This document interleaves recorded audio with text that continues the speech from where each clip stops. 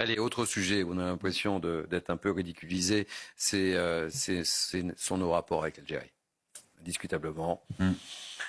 On est mené en bateau, on est humilié très régulièrement, évidemment, quand on veut envoyer un ressortissant. Il n'a même pas le temps d'atterrir, qu'il est déjà de retour chez nous.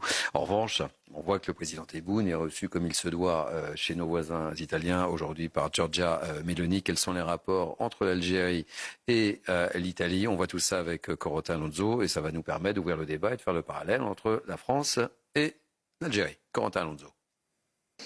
Accueilli à Rome, le président algérien offre des fleurs à Giorgia Meloni. Comme un symbole, des relations au beau fixe entre les deux pays. La présidente du Conseil des ministres italiens en a profité pour réaffirmer ses ambitions énergétiques. L'Italie ambitionne de devenir un hub d'approvisionnement énergétique en Méditerranée, donc une porte d'entrée entre l'énergie produite en Afrique et celle nécessaire en Europe. Des ambitions illustrées par des partenariats entre les deux géants de l'énergie, l'Algérien Sonatrach et l'Italien Eni. Depuis la guerre en Ukraine, l'Algérie est devenue le premier fournisseur de gaz de l'Italie, comme nous l'explique Alexandre Kateb, économiste spécialiste des pays émergents. De par cette proximité géographique et de ces infrastructures existantes, qui font que le gaz algérien est beaucoup moins cher que le gaz américain ou qatari, qui lui doit être importé par bateau.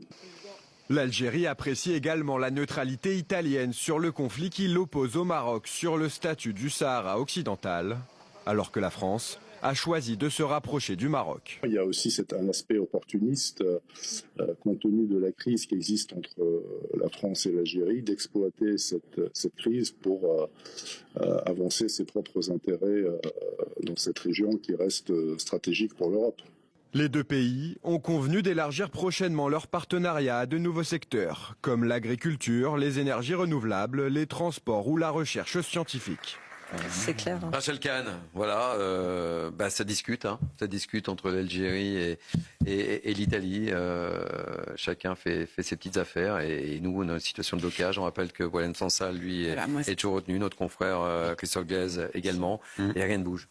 Moi, c'est ça, en fait. C'est vraiment sur l'humain. C'est le fait d'avoir deux de nos ressortissants, alors que notre devise, c'est liberté, égalité, fraternité. Donc nous avons deux de nos frères qui sont enfermés de manière en violation en fait du droit international, puisqu'on nous assène le droit international en permanence. Donc traitement inhumain et dégradant, violation des droits de la défense, impossibilité que l'avocat juif défende Boualem Sansal, et j'en passe et des meilleurs, et que à la tête de l'État, nous ayons le président de la République et le Quai d'Orsay qui courbent les chines et qui nous disent non mais on est en train de travailler en secret.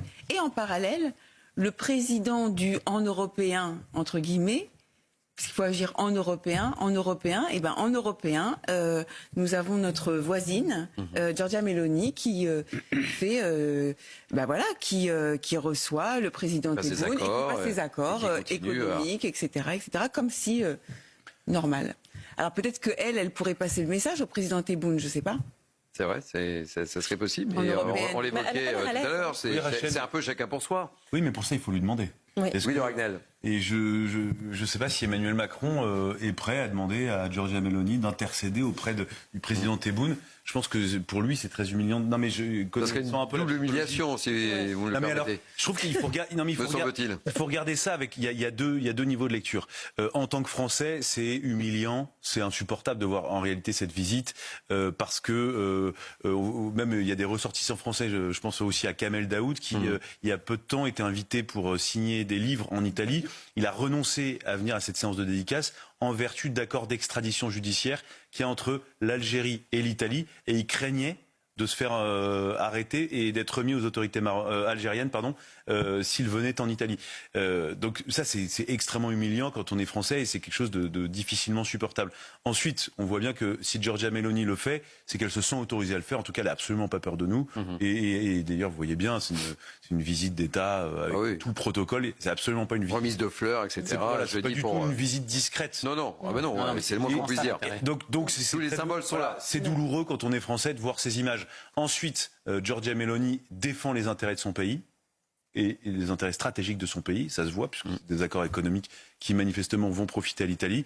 Et je me dis, nous, ce serait bien qu'on se mette à défendre les intérêts stratégiques de notre pays, plutôt que d'être sans cesse dans la morale et dans la défense d'intérêts qui ne sont pas ceux du pays, pas ceux de la France. Un dernier mot, Bernard Cohen-Haddad. Moi, j'attends de voir quand même, on discute, mais on va voir ce qu'on va signer économiquement. Il y a déjà des relations très fortes. Oui, mais là, on est en train d'ajouter de l'eau au moulin de la politique algérienne et de la propagande algérienne en disant que tout va très bien. Et alors, faut peut-être pas en rajouter.